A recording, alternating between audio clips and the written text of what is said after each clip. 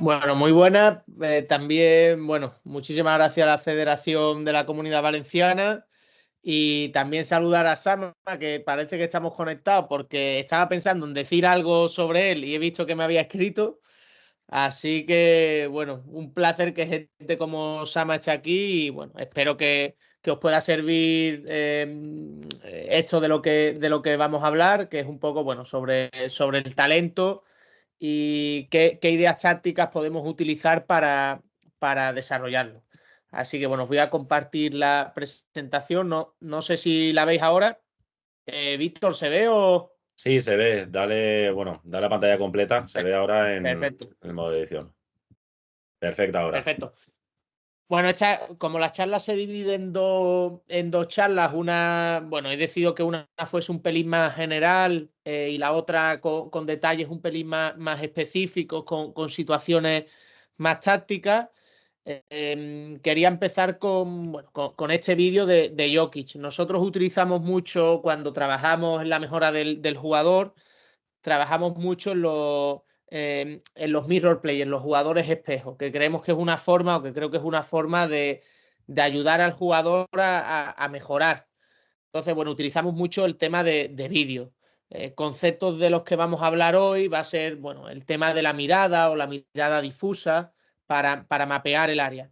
Cuando vemos a jugadores como Jokic, son jugadores que parecen que controlan el juego o que escriben el juego, no que leen el juego, sino que lo escriben porque tienen tanta capacidad para anticipar lo que está pasando y reescribir lo que va a pasar eh, que es impresionante. Entonces, bueno, enseñamos este tipo de vídeos donde vemos como Jokic, uno de sus talentos es la comprensión del juego y ponemos el foco en elementos donde poner la mirada, porque al final la atención puede ser uno de los elementos más importantes de los deportes de equipo, el IQ de los deportes de equipo, pero es muy limitada. Entonces es importante enseñar al jugador dónde poner la atención.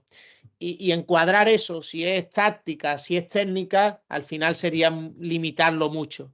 Creo que tengo una visión muy holística del deporte, donde al final todo se relaciona.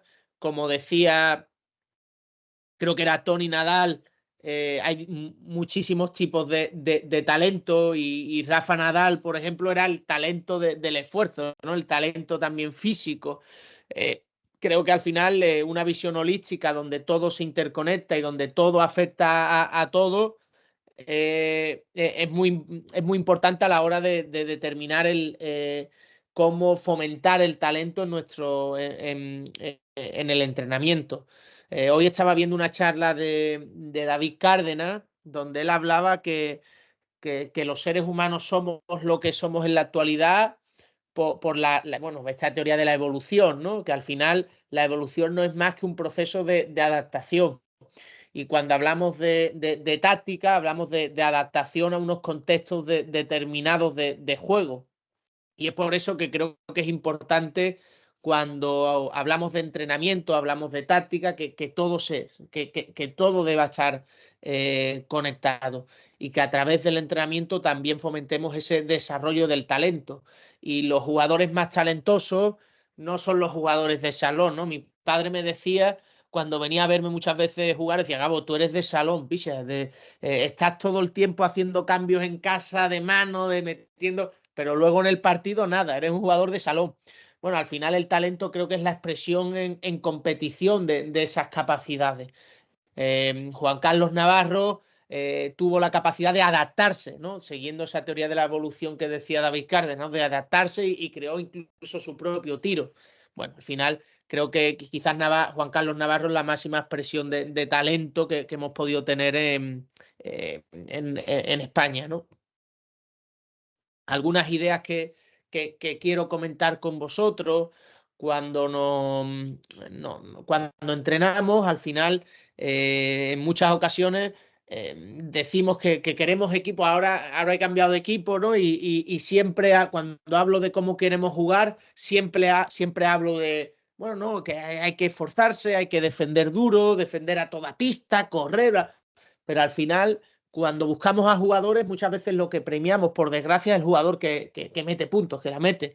Y yo creo que es importante que los entrenadores en el entrenamiento o si tenemos la suerte de construir el equipo o en formación también, de corregir en esfuerzo, no en talento. Hay cosas que no dependen del jugador.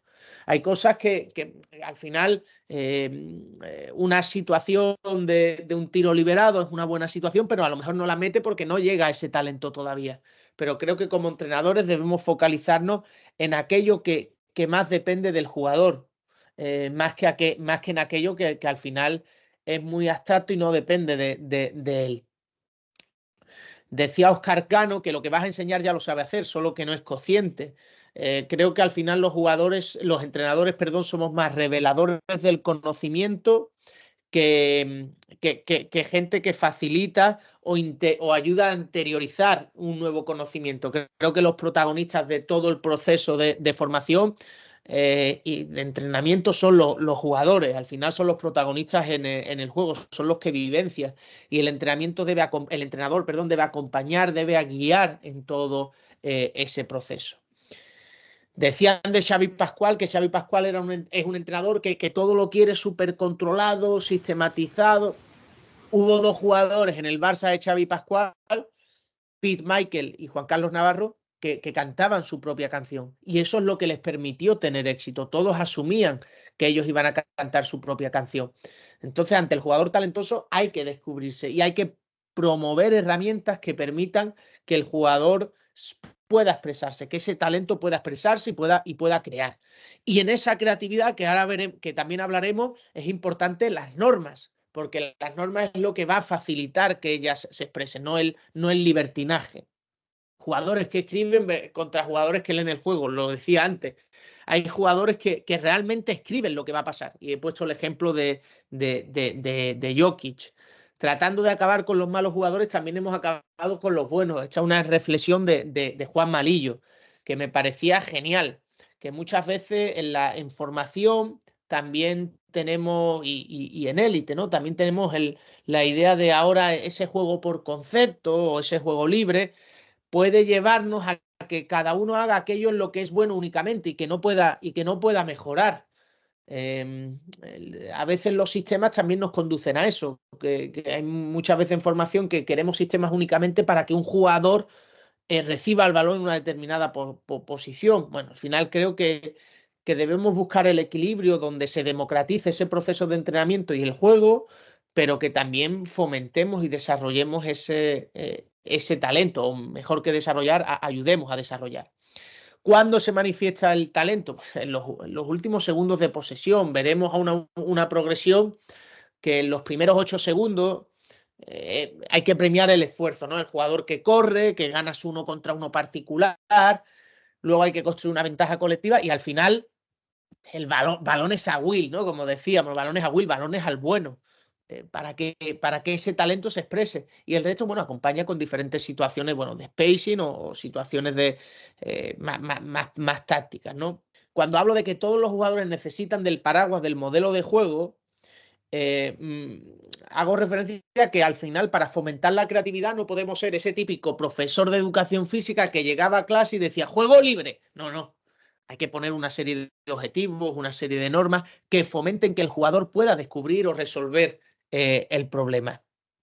La táctica en formación para desarrollar aquello que puedan llegar a ser, no solo potencialidades. Hay que ver el jugador en futuro, en el largo plazo, creer en el proceso. Vivimos en la sociedad del cortoplacismo, por desgracia. Y cuando hablo de formación, también hablo en categoría senior.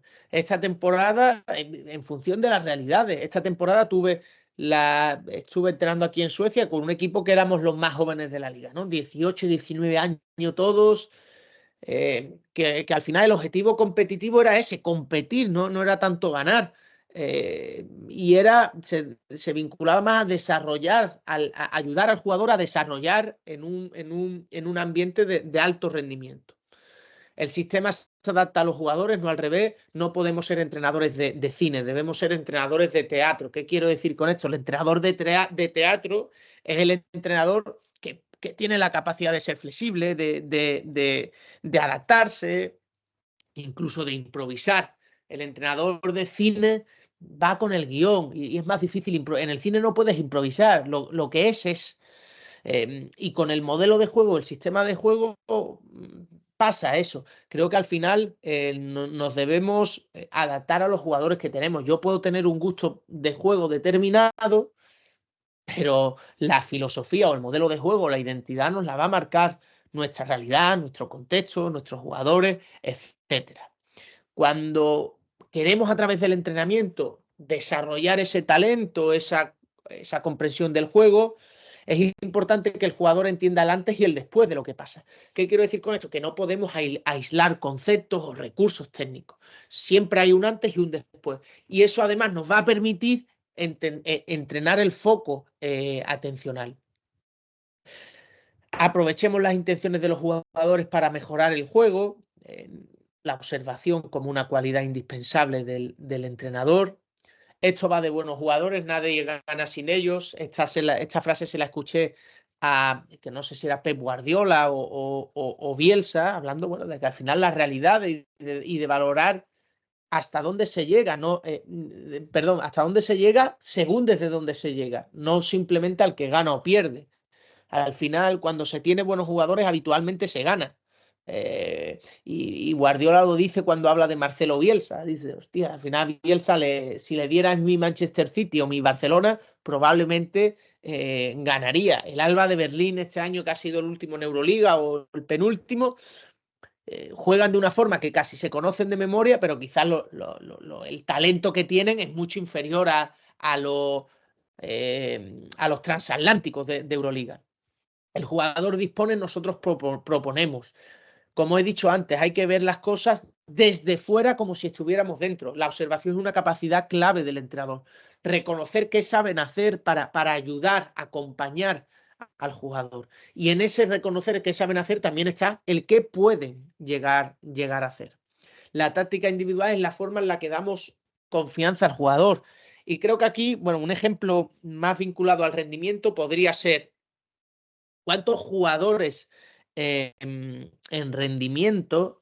Nosotros cuando estuve en Clavijo ayudando a Genaro Díaz, teníamos un jugador que decía, hostia, me están dejando tirar, tengo que tirar porque me están dejando tirar.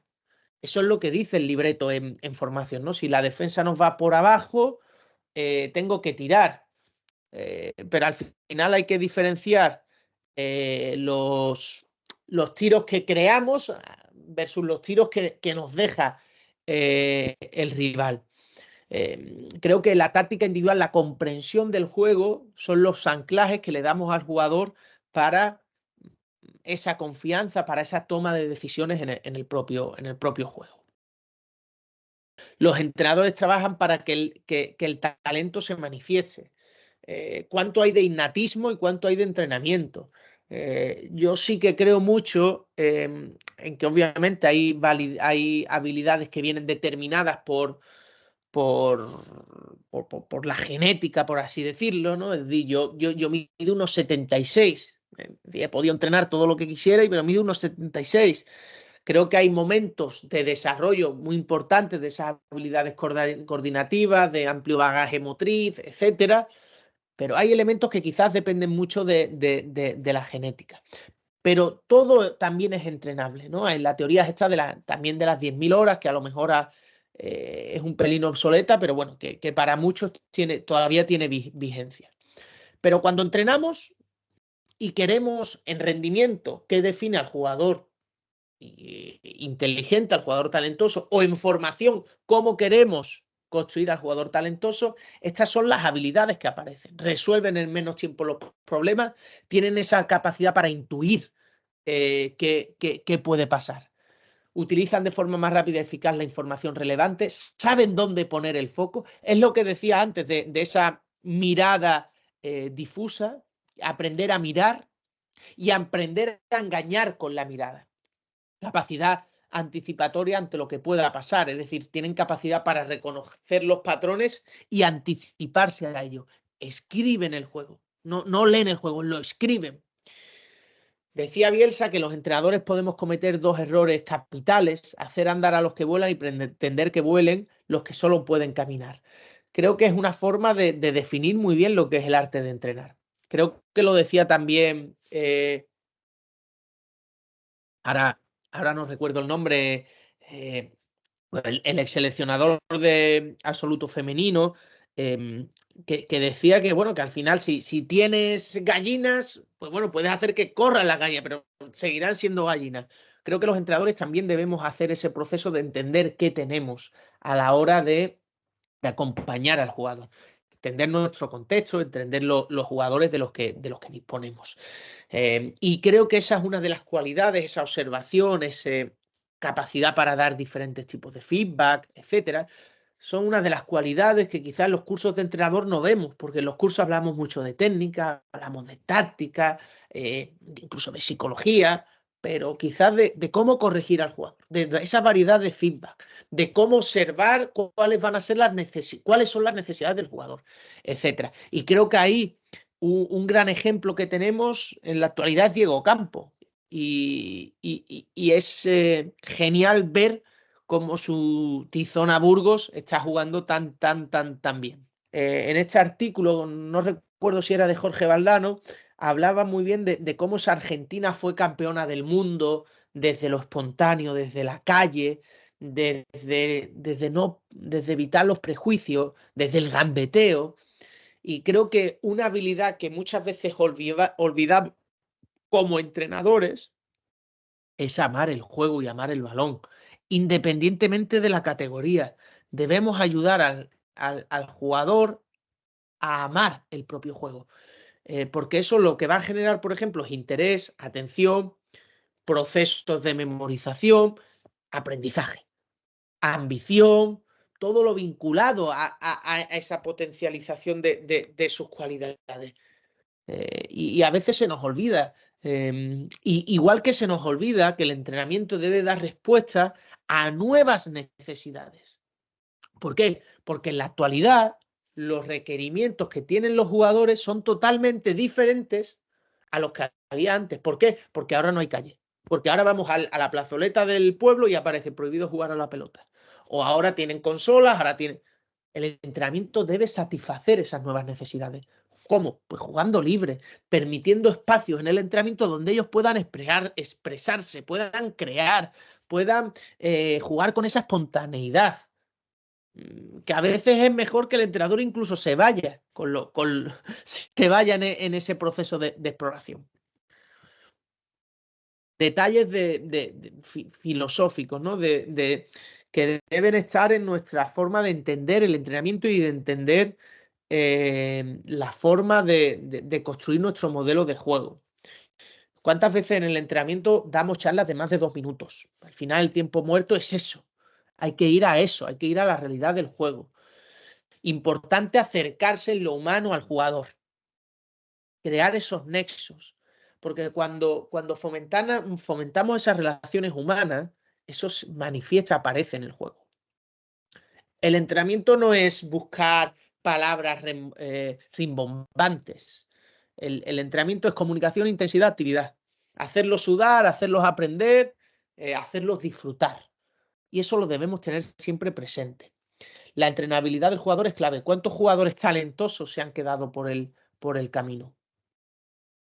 Antes hablábamos de esos de que los entrenadores siempre queremos a los jugadores que meten puntos, pero alabamos a los jugadores que se esfuerzan.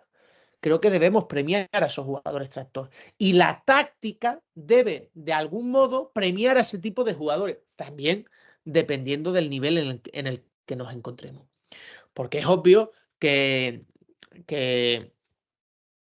en formación esto puede tener un papel mucho más determinante que en rendimiento cuando tienes que ganar. Este año nosotros teníamos la mala suerte de tener un equipo flojo y llegamos a la final de temporada con opción de meternos en playoff y el entrenador a veces me tuve que tapar los ojos.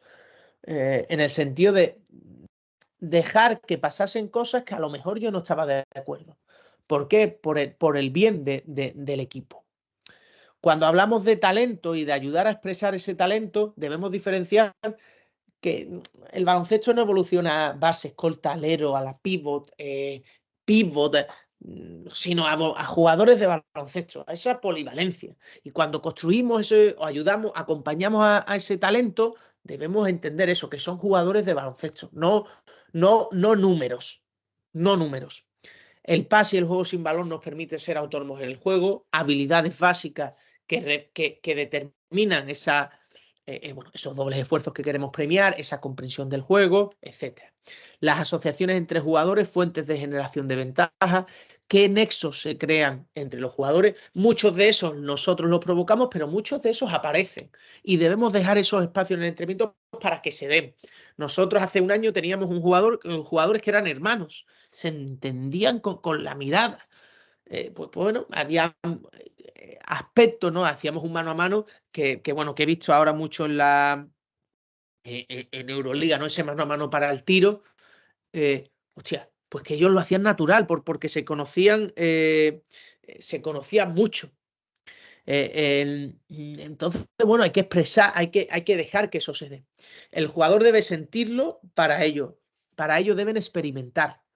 El entrenamiento no debe ser un guión del entrenador. Debemos ser facilitadores. Ritmos jugando, vamos a ver cómo se puede manifestar el talento en diferentes situaciones tácticas, ¿no? O en diferentes momentos del juego.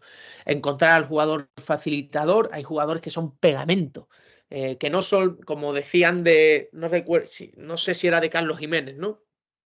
No es el mejor en nada, pero es el mejor de todos. Y en cuanto a detalles filosóficos, como decíamos antes, lo nuevo al principio del entrenamiento, ¿no? Suelo intentar que esas nuevas ideas estén al principio del entrenamiento cuando estén menos cansados y tienen más capacidad de retención. Cuando digo al principio del entrenamiento, habitualmente es posterior a una tarea que nos permita calibrar cómo se van a encontrar ese día, ¿no? Las llamamos las wake up drills, ¿no? Para ver cómo están, ¿no? Algunas tareas cognitivas o socioafectivas donde ellos se tengan que relacionar, etc. ¿Qué define al jugador tácticamente inteligente? Sus capacidades coordinativas, su atención, que es el IQ de los deportes de equipo, la creatividad, es decir, la capacidad de buscar nuevas soluciones. También en esas cualidades están elementos mentales, psicológicos. Son jugadores que confían en sí mismos, que tienen ambición. Cuando hablamos de ambición, también es importante lo que decía antes, ayudarles a que se enamoren del propio juego. Y ya por último, del talento motriz al talento específico. Hay que huir de esa especialización precoz, pero el conocer el juego no va en detrimento de esa especialización. Hay muchos patrones comunes entre los diferentes deportes de equipo. Usémoslos, ¿no? Cuando jugamos un pilla-pilla, pues al final lo que quiero hacer es librarme de mi defensor. Cosas que también se manifiestan en el propio juego. Conceptos básicos aplicables a cualquier categoría. Como os he dicho antes, bueno, esta charla la dividimos en dos. Una va a ser más general, que es esta, y otra más de elementos más específicos del juego. Pero bueno, creo que es importante que a la hora de construir el juego intentamos que el entrenador sea ese facilitador del talento. El talento como eje vertebrador. Los espacios son indispensables. El spacing, el timing, lo dice mucho J. Cuspinera. Juego por conceptos, del talento al juego organizado. El juego por conceptos no puede ser un jugar libre como quieran ellos. Debemos fomentar que aparezcan elementos que nosotros queremos que se den. El juego por sistemas no hay que satanizarlo en formación, porque también nos va a ayudar a trabajar diferentes elementos técnicos que nosotros queremos o que nosotros hemos ido trabajando en el entrenamiento de una forma más aislada. Y estructuras tácticas para el desarrollo técnico. Esto que aparece a la izquierda es un pelín el resumen o el índice de lo que vamos a ir trabajando en estas dos sesiones. Estructurando el juego. Existe el talento defensivo. ¿Cuántas veces hablamos cuando nos referimos al talento? Nos aparece una imagen del jugador, de Doncic, ¿no? Del jugador que en ataque tiene unas habilidades bestiales, pero pocas veces aparece en la defensa. Rudy Fernández tiene un innatismo para anticipar esos pases brutal. O Alberto Díaz, ¿no? De ese esfuerzo, de ese juego de pies. también hay talento en ese tipo de cosas. Y creo que el juego también debe premiar ese tipo de talento. Crear desde el 1 contra 1 espacios, deshacedores de la toma de decisiones, etcétera. ¿Qué elementos técnicos debemos dar al jugador para que se facilite o que se exprese ese talento? ¿Y qué elementos tácticos al resto de jugadores para que se den los espacios suficientes para disfrutar esa ventaja que tiene el talento individual? Llegar y jugar dentro de ese equilibrio en el juego que nos va a permitir, una vez que obtenemos una ventaja interior, un foco ventajoso, nos va a permitir más espacios fuera que nos permitan desarrollar ese talento, como decíamos. Estructuras de juego en llegada, es decir, cuando hablamos de juego estructurado, también se puede desarrollar el talento, porque es lo que he dicho antes. Hay sistemas de juego, hay modelos, que tienen como objetivo fomentar u obligar a que se exprese más elementos que estamos trabajando. En rendimiento, probablemente lo que busquemos es eso, el rendimiento, y que el balón llegue al jugador que queremos que llegue en una situación ventajosa. Por eso, lo que decía antes, de valorar ese contexto en el que nos movemos, ¿no? Como entrenadores, muchas veces, y yo soy el primero, perdonad, soy un cabrón, y muchas veces, me gusta tanto esto que puedo ver el problema 2 veces, ¿no? Antes de que pase y cuando ya ha pasado. Entonces, cuando ya ha pasado, lo has visto 2 veces y estás cabreado el doble. Eso es un problema. Y creo que al final debemos crear un clima de trabajo de estabilidad emocional, es decir, donde no haya miedo del jugador. Porque el miedo frena a esa intuición, frena esa creatividad, ese desarrollo.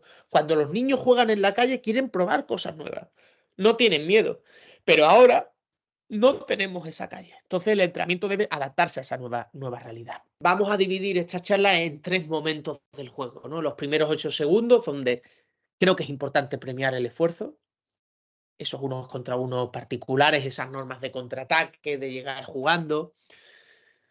Del 8 al 16 segundos, donde vamos, una vez que se ha conseguido ventaja, vamos a intentar construir una mayor ventaja, y los últimos 8 segundos es donde ese talento aparece. Bueno, ahí ahora, como decía el ejemplo de Rudy Fernández, ahí también la defensa es talento. Y Rudy Fernández ahora tiene casi 40 años como Marceliño Huertas, pero entienden el juego con una velocidad que el físico no va en detrimento de eso. Y vemos algunos ejemplos de cómo defienden ese lado de ayuda por la capacidad de anticipar el juego. Y muchas veces esa, por así decirlo, ¿no?, incapacidad física es corregida por la capacidad del jugador para saber qué va a pasar, de reconocer una serie de patrones. Elementos del juego claves en ese desarrollo del talento, el contraataque. Al final el contraataque nos va a dar mucho más espacio, el contraataque nos va a permitir que el jugador pruebe cosas. A partir de una serie de normas vamos a incrementar ventajas, de una serie de conceptos o ideas de juego, y yo creo que es importante, ¿no?, dentro de esa táctica individual, los conceptos del juego, los dos esfuerzos consecutivos, no 2 penetraciones consecutivas, el atacar el lado contrario, son aspectos que favorecen que se dé ese talento y que favorecen la ocupación de espacios de una manera que la defensa tenga que decidir: paro al jugador talentoso o al jugador con balón o a mi defendido. Bueno, al final creo que es importante todo. Dentro de la táctica no es solo dibujar sistemas o situaciones de aclarados.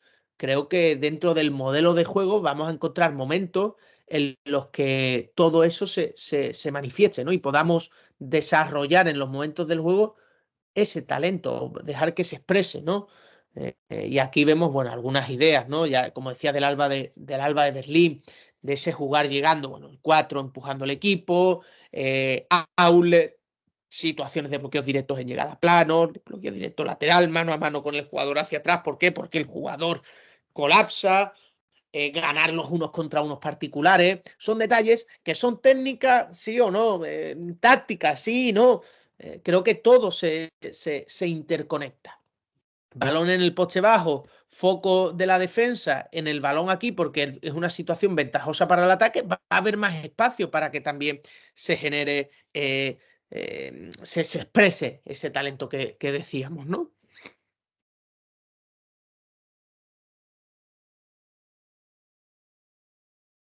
La ocupación de calles, el huir de los imanes, ¿no? Esto se lo escuchaba mucho a J. Cuspinera. Huir de los imanes, la línea de 3 o el tiro libre, correr, hacer grande la pista.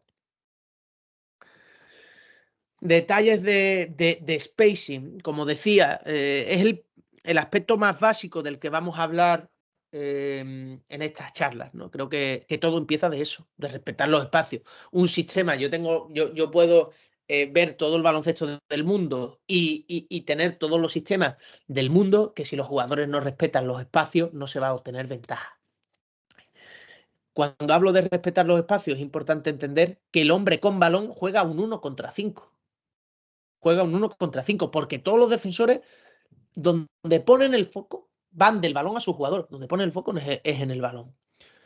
El buen spacing es aquel que permite que el balón pueda expresarse. El buen spacing es ganar el 1 contra 1 particular, es decir, crear líneas de pase. Generar líneas de pase, los dos jugadores en la misma línea de pase. ¿Por qué? Porque eso hace que la defensa pueda pueda defender dos cosas sin necesidad de decidir. Nosotros como ataque lo que queremos es que la defensa tenga que decidir. Un mismo defensor no puede defender dos jugadores. Obligar a decidir a la defensa. Clave.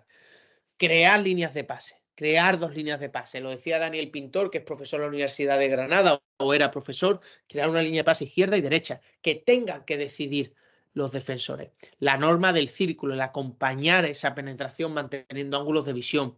Hacer la pista grande huyendo de imanes. No pararse, los dobles esfuerzos.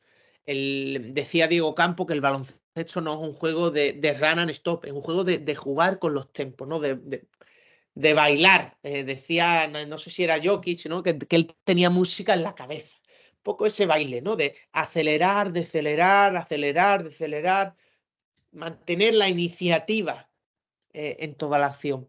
Y el uso de la línea de fondo, que va muy vinculado a romper esos triángulos defensivos y, bueno, en hacer hacer la pista grande, ¿no?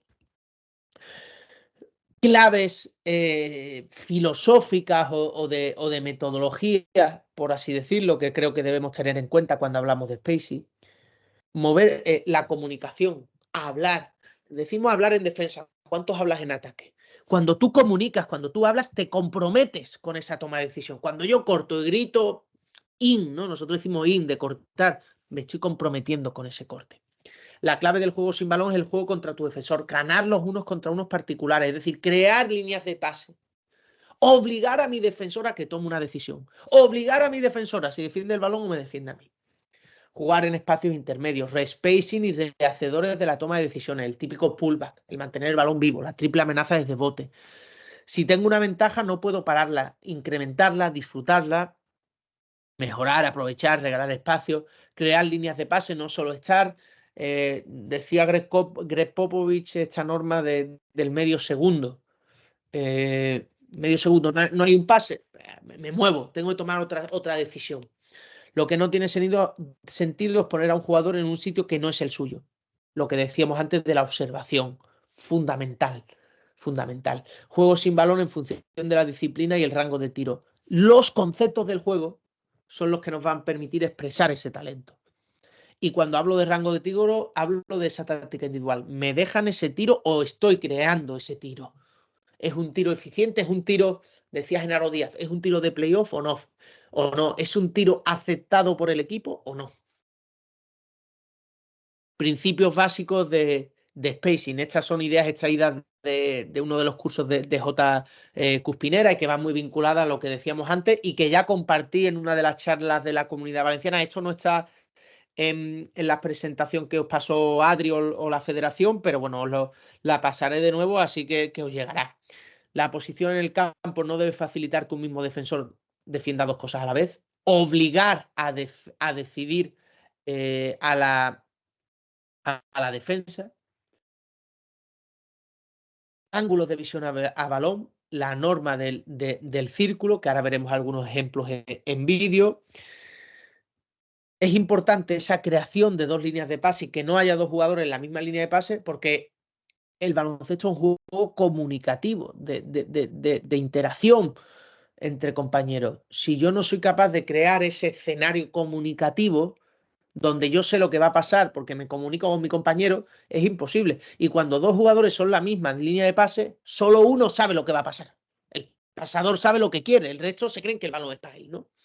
En una penetración, si nos mantenemos el mayor tiempo en la cara del balón, los ángulos de visión, facilitamos ese 1 contra 1, porque si yo sigo la norma del círculo, aquí, por ejemplo, el balón está en el centro y estoy en 45 grados, si ataco hacia aquí y me mantengo en ángulos de línea de visión, en ángulos de balón, de visión del balón, obligo a mi defensor a decidir. Obligo a mi defensor a decidir. No puede defender todo. Más normas que vemos en el tema de Spacey. Aquí vemos el obligar a decidir. Aquí vemos cómo intentamos alargar las ayudas, entendiendo cómo va a ser la reacción del buen defensor, no de la mala defensa. Recordad que nosotros cuando entrenamos lo que queremos es prepararlo para los mejores defensores.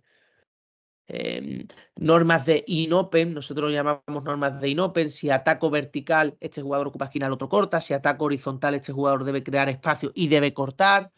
Bueno, al final es un poco lo primordial, o el primer paso básico es el spacing. Más allá de Spanish pick and roll, más allá de bloqueo directo o de lo que sea. Las normas que nosotros nos damos como equipo es lo básico que nos va a permitir desarrollar ese talento, ¿no? Bueno, aquí vemos más ejemplos ahora con el jugador interior, norma del círculo, la ocupación de la línea de fondo, del short corner, son aspectos básicos. Y dentro de ese spacing pasa a ser indispensable el timing de las acciones, el cuándo hacer esa acción.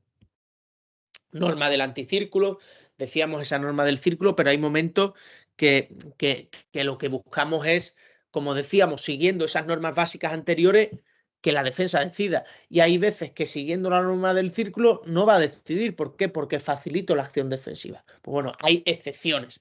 Pero como yo siempre a los jugadores les digo que si tienen dudas, línea de fondo.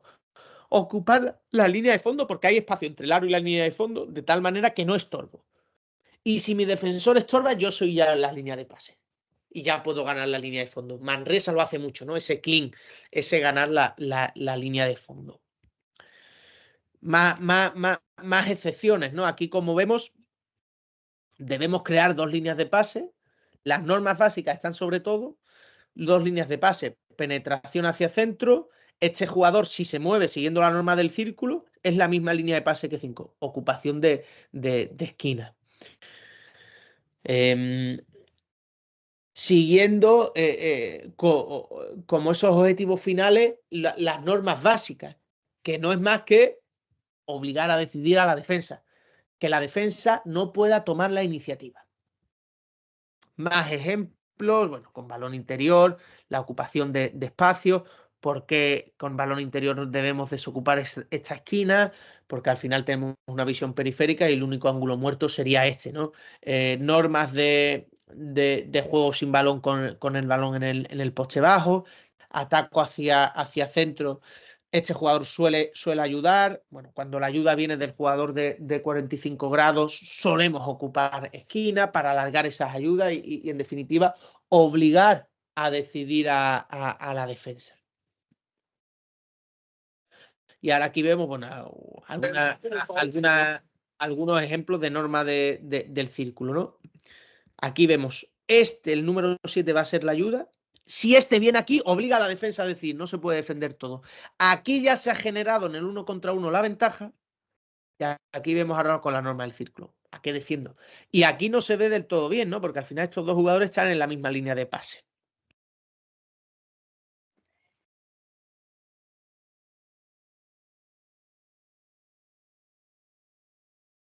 Vemos esta ayuda, alargo la ayuda. Y jugadores en la línea de triple complementan ese juego sin balón, aunque muchas veces el jugador tendemos a ser zángano, el jugador tiende a ser zángano, en el sentido de si puedo ahorrarme esfuerzos, me los ahorro. O reacciono cuando este defensor reacciona.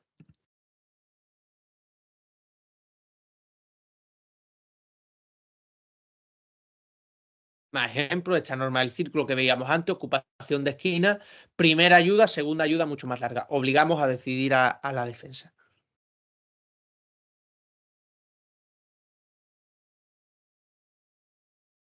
Norma del círculo, pero aquí veis, es una situación donde la defensa no es buena, pero estas dos jugadores son la misma línea de pase. Si esta defensora defendiese algo,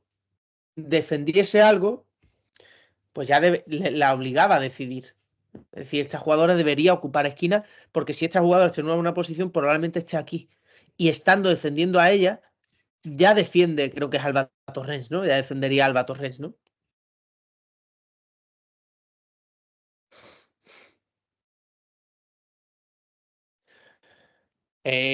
Detalles de juego sin balón.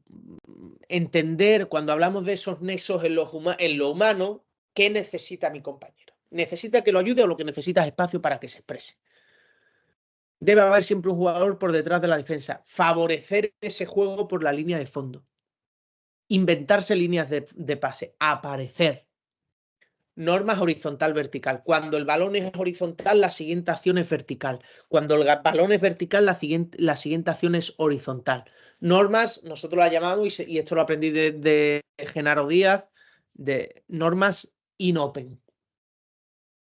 Los cortes a destiempo, el seguir la acción y una vez que ha decidido mi defensor, complementar la acción, spacing alto, lo más lejos posible, donde sea eficiente. A Diego Campo le vi algunos entrenamientos teniendo una línea de triple paralela, es decir, una línea de triple más alargada, porque al final eso es un efecto visual. Cuando nosotros tenemos ese efecto visual de una línea, obligamos a tener mejores espacios, ¿no? O espacios más alargados. Y se ve claramente en cuando la línea de 3 cambió de 6.25 a 6.75.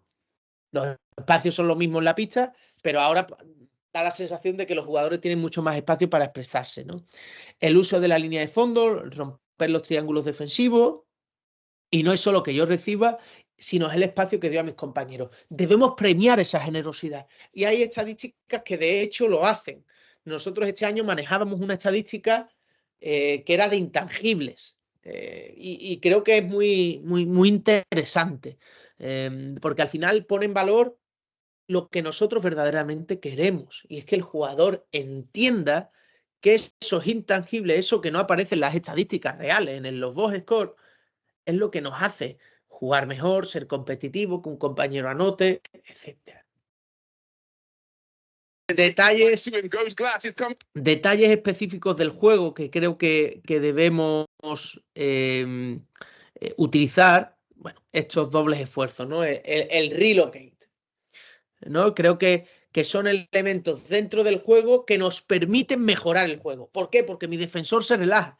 Mi defensor se relaja, puedo tener una ventaja. ¿Por qué? Porque tengo más tiempo. Al final el juego es de ganar tiempo, ¿no? Cuando estoy atacando es de ganar tiempo para esa toma de decisiones. De ahí el pullback, de ahí el bote de retirada, de ahí el bote de lectura, ganar tiempo. Aquí vemos algunos ejemplos de un genio como es Lucas, que ha ganado partidos haciendo este doble esfuerzo. Los Golden State Warriors, muy típico, ¿no? Porque al final la defensa que hace pone mucho énfasis en el jugador con balón, pero se relaja en el jugador sin balón. Cuando mi atacante deja el balón, me relajo. Al final eso debemos castigarlo. ¿Por qué? Porque nos va a permitir que a través de la táctica, a través de elementos del juego, de táctica individual, se fomente ese talento. Como digo, estos son elementos básicos de táctica individual que se deben dar en todas las categorías. Esos dobles esfuerzos, ayudar al jugador a que después de un esfuerzo siempre hay otro, porque el baloncesto, el juego es un continuo. Y mañana creo que hablaré de esas normas de in-open, ¿no? Si un jugador va open, el otro tiene que cortar con ese objetivo que decíamos antes de crear líneas de pase. El no pararse. Lo decían en uno de los ejemplos anteriores. El baloncesto no es un juego de stop and go. El baloncesto es un juego de aceleraciones y deceleraciones. Paso, me relajo, mi defensor para por un momento, le castigo y obtengo una mayor ventaja. Al final, si no dotamos de estos recursos a los equipos o a los jugadores, probablemente no tenga ventaja. En muchos equipos, cuando el Madrid jugaba salidas para tirador hace tiempo con J.C. Carroll, sabían los equipos que J.C. Carroll era el que iba a recibir. Pero al final tenían que dejar algo. Y de ahí la riqueza del sistema. Obligamos a la defensa a que deje aquello que nosotros queremos que deje. Intangibles, como el juego sin balón que os decía antes, ¿no? Creo que es importante porque va a liberar, no es solo para recibir, sino para liberar espacio al jugador con balón o que otro genere una ventaja. Acompañar penetraciones, ¿no? Es la norma del anticírculo, de cupo línea de fondo o me abro, que lo veíamos antes, ¿no?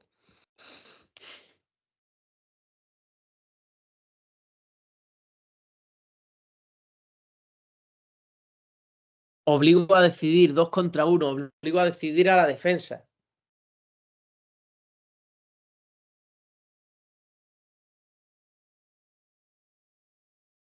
Disculpad que le he dado a parar.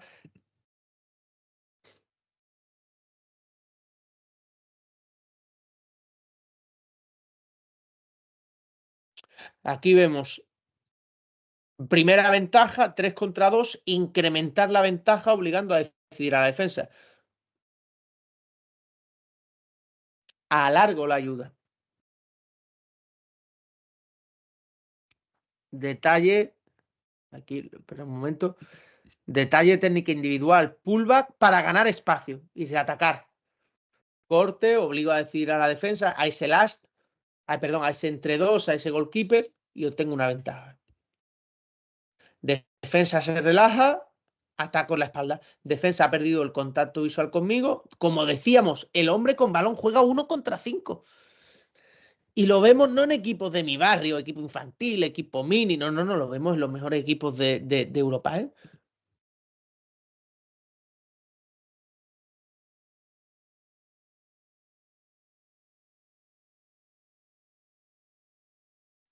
Crear espacio en este 45 grados, obligo a decidir a la defensa, arrastrar al last, ese clean que decíamos, ¿no? Aquí en esta situación, aquí hay un last. Cuando este corta, obliga a decidir, aquí creo que es Pau Rivas, obliga a decidir. Si me voy con él, se queda solo el rol. Si me quedo en el rol, se queda solo el jugador que cruza la línea de fondo, ¿no? Lo mismo que decíamos, ¿no? Corte, castigando la espalda. Este defensor tiene que decidir espacio para que se exprese el talento. Normas in-open. Corte 45 grados. En llegada 2 contra 1. Creo una mayor ventaja. Incremento la ventaja. Corte bloqueando a este jugador. Mayor espacio para la toma de decisión.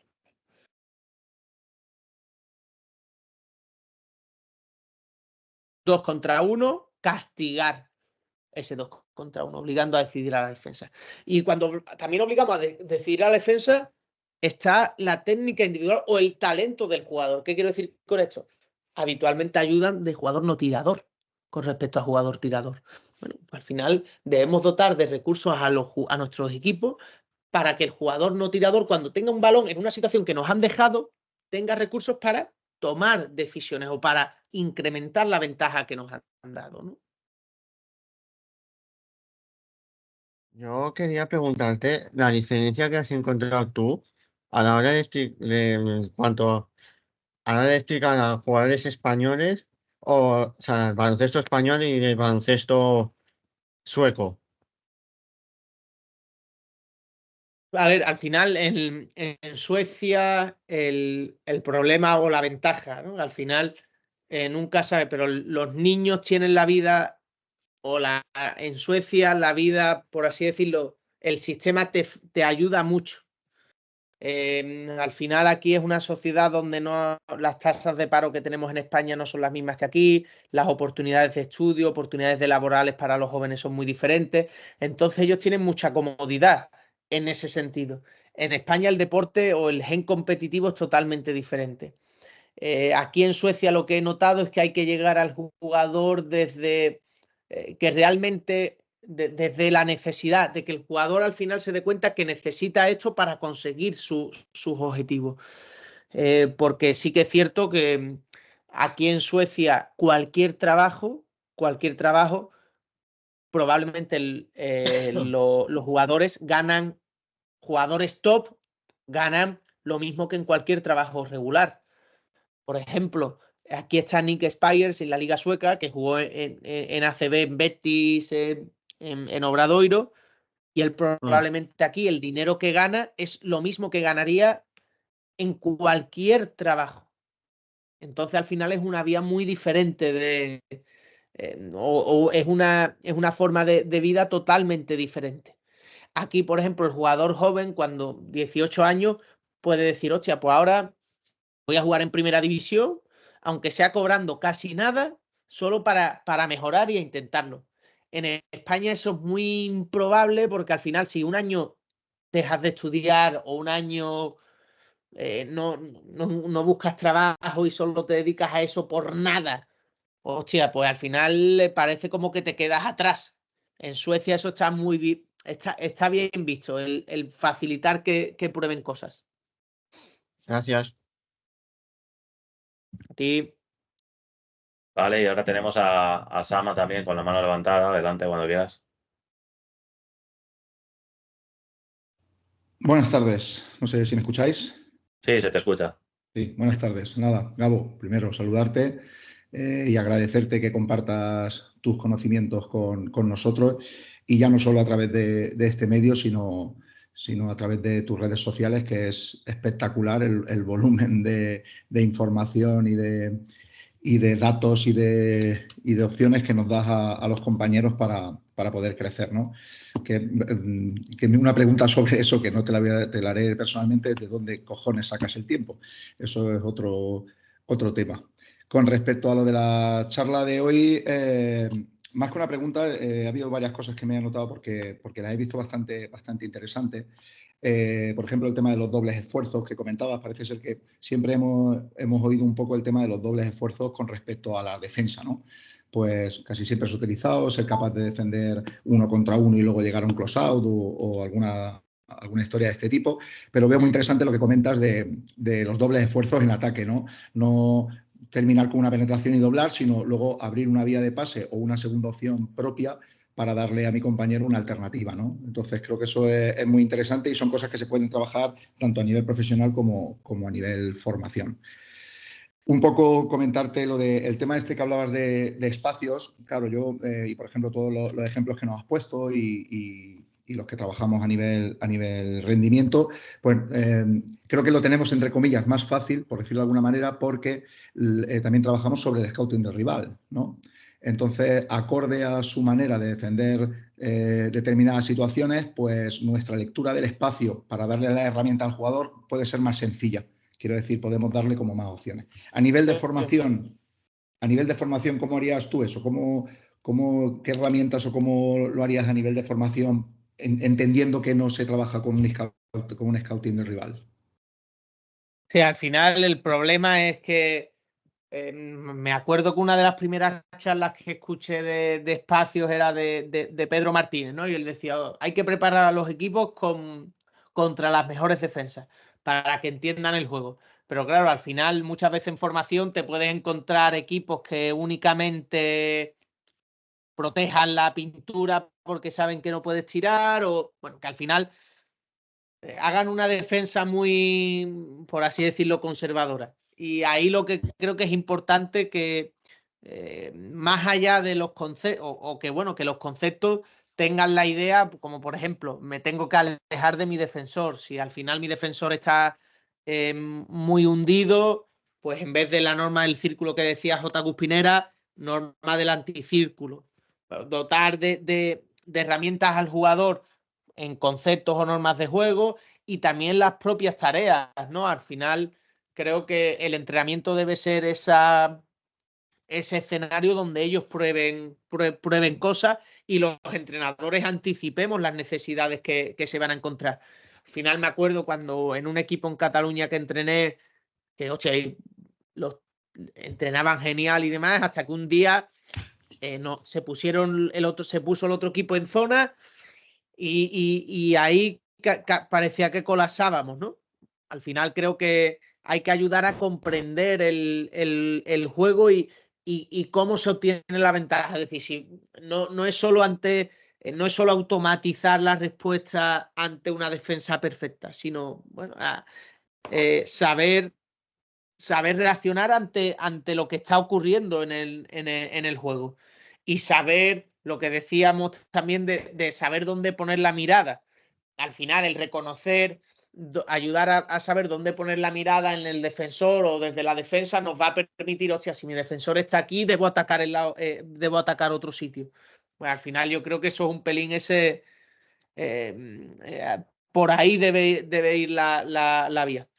Sí, casi, digamos, dar algunas pautas básicas de spacing con respecto a, digamos, estímulos defensivos, ¿no?, que tenga el rival y potenciar, yo creo que muy acertadamente lo que decías, el tema de los espacios en cuanto a trabajar que no nos paremos en el 6.75, que lleguen a esquinas, que utilicen la línea de fondo. Muchas veces, incluso en profesional, vemos que no somos capaces muchas veces de hacerles entender que ocupen esos espacios y hagan, sobre todo, tomar decisiones a la defensa a raíz de alargar esas ayudas. Es básico, vamos.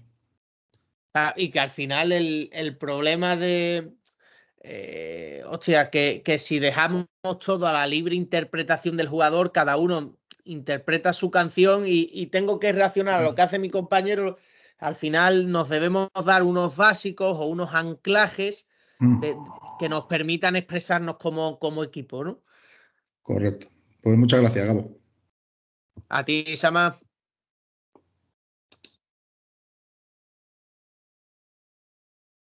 ¿Alguien tiene alguna pregunta más que hacer?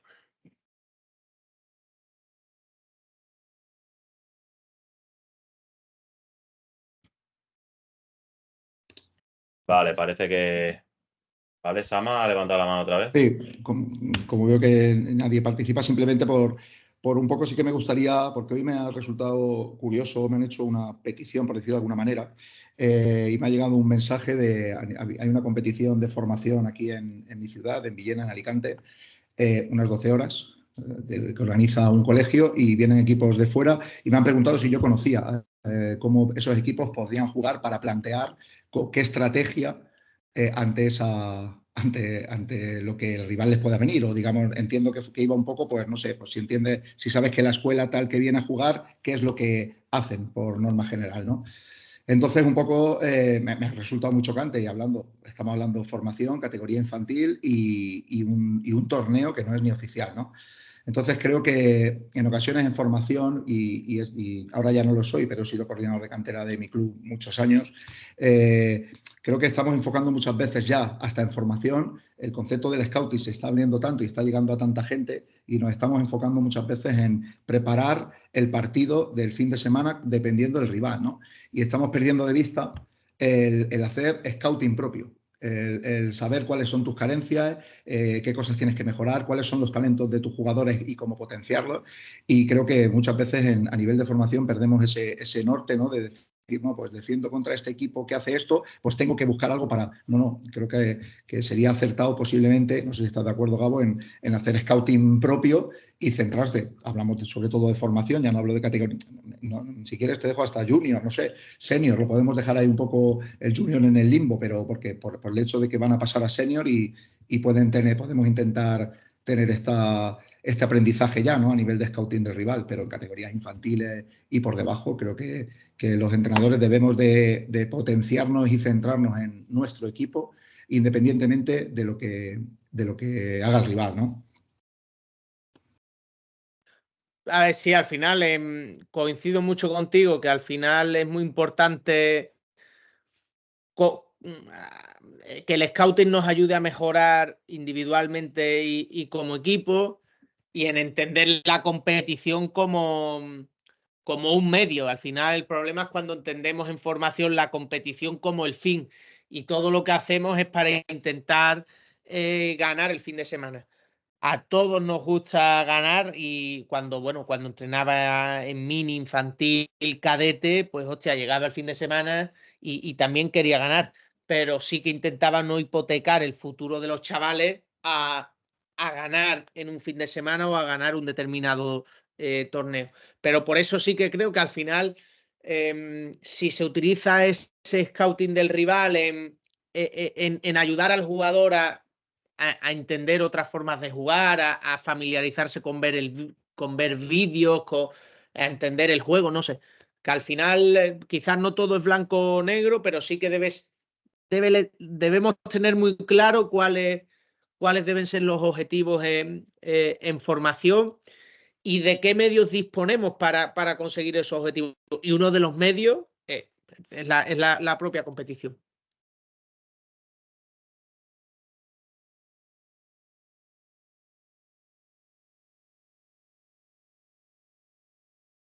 Tenemos a Álvaro con la mano levantada también. Adelante, Álvaro. Buenas, ¿se me escucha? Sí, se te escucha. Vale. Bueno, yo iba a corroborar un poco lo que ha dicho Sama, ¿vale? Yo este año estoy entrenando la Levin y he visto como, bueno, estoy en tercera zonal, o sea, en la última división a Levin, vale, sí, mi equipo ha hecho muy buena liga, no voy a quejarme, pero he visto como a mis chavales, sin saber los chavales defender, que enseñarlos a defender, por ejemplo, me intentaban hacer 2 contra 1. Pero vamos a ver. Habrá que empezar por lo. Mira, Sama se está riendo. O sea, habrá que empezar por lo básico que es enseñar a un niño a defender y a hacer las cosas, a tirar, bueno, yo tengo chiquillos que me hacen step backs, ¿vale? Tengo chiquillos muy buenos, no voy a negarlo. Pero a partir de ahí hay que hacerlos crecer y desarrollar y mejorar ellos. Yo no miraba al rival, pero a mí me han hecho en 5 partidos 2 contra 1. Y decía, pero vamos a ver. Claro, yo en un momentito decía a mis jugadores, oye, levantar la cabeza. Cuando levantaban la cabeza, con 2 pases acababa la historia. O sea, yo a la hora de querer competir también sabía cómo hacerlos también ver, pero 2 contra 1 en tercera zona de BIN, yo estaba flipando de, bueno, pues nada. O sea, yo creo que se está enfocando todo a querer ganar y ganar. Y también hay que mirar un poco el crecer como jugadores, ir desarrollando a los jugadores para que en un futuro sean lo mejor posible, porque cada uno, unos llegarán hasta arriba, otros se quedarán a mitad y otros no llegarán a ningún sitio. Hay que desarrollarlos, yo creo que en eso. Y en eso también estoy yo muy de acuerdo en Sama. Se está haciendo mucho scouting ahora en parar al rival o en querer ganar siempre. Aplaudir Gabo, a ese señor. ¿cómo lo ves tú, Gabo? Tú que... Y bueno, Sama también, si Sí. queréis, vosotros que tenéis bastante experiencia. No sé si hay alguien más que tenga más experiencia. No, toda la razón. Como decía antes, y creo que al final es un ejemplo más de cómo va la sociedad en ese corto plazo y del que todo vale por intentar conseguir unos objetivos. Y creo que eso al final sí es un problema grande y el deporte no es más que una expresión de la sociedad.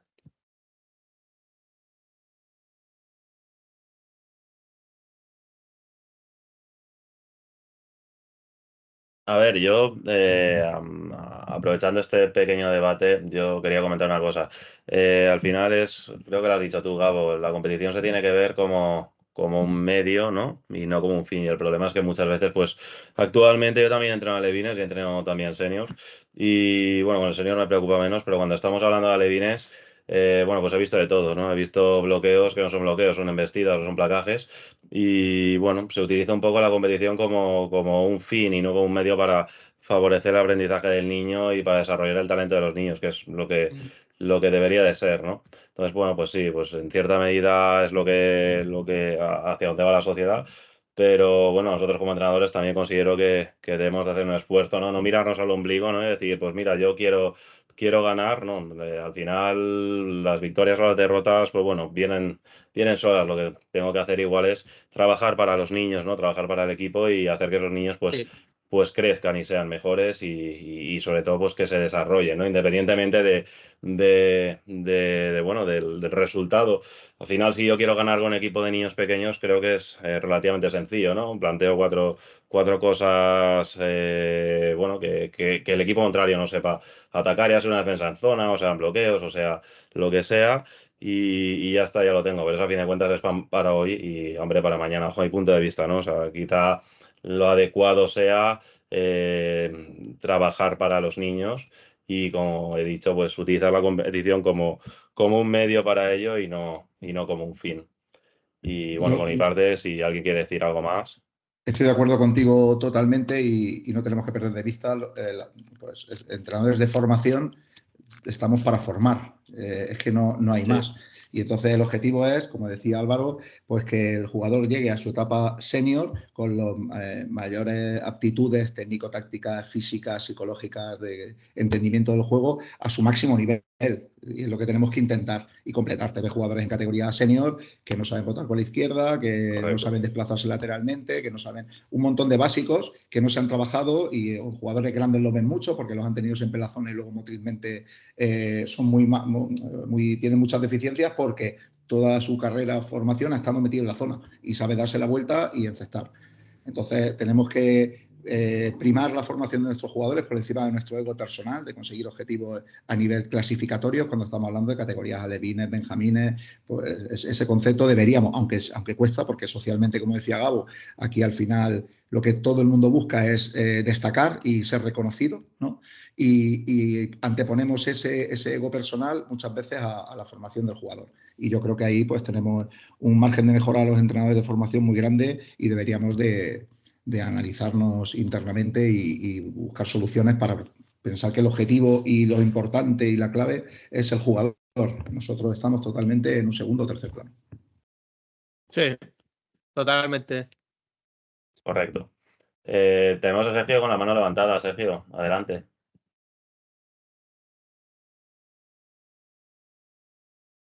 Sergio, no se escucha nada.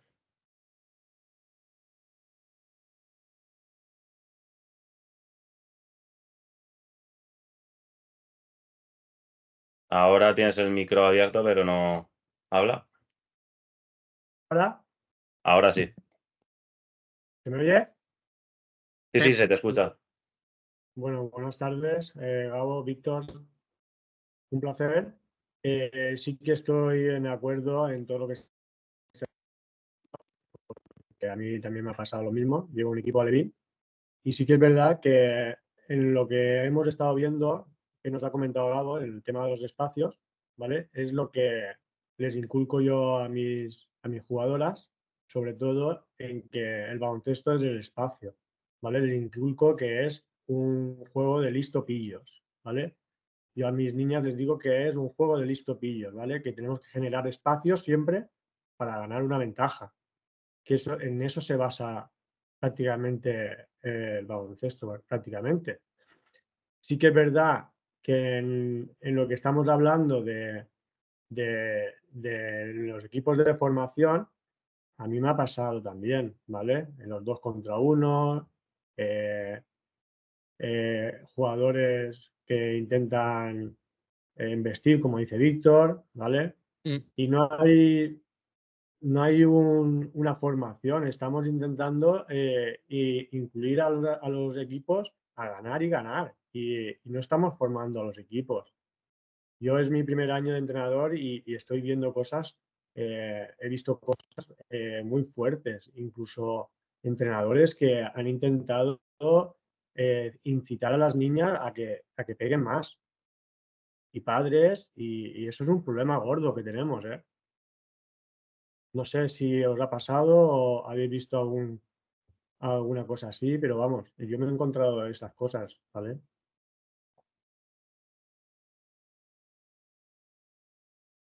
¿Tú Sí, qué sí, opinas? toda la razón. Sí, por desgracia al final, y es un poco lo que decíamos antes, que a todos nos lleva solo valorar como bueno aquello que es ganar.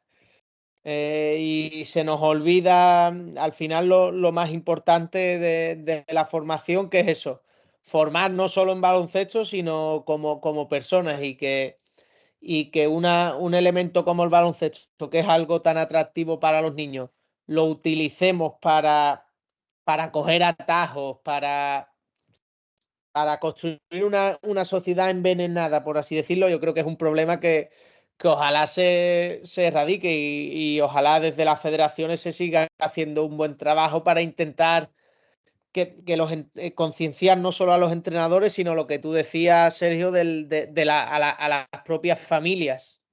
Esa, creo que Unicaja hubo un tiempo que hizo una escuela de padres, que creo que es fundamental.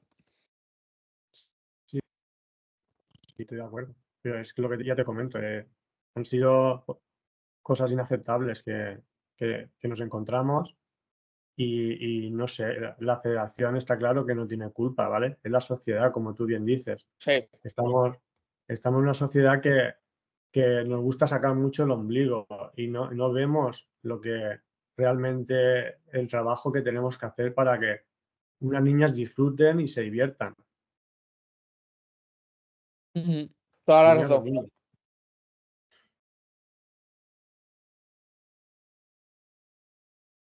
Vale, ¿alguien tiene alguna pregunta más en la charla?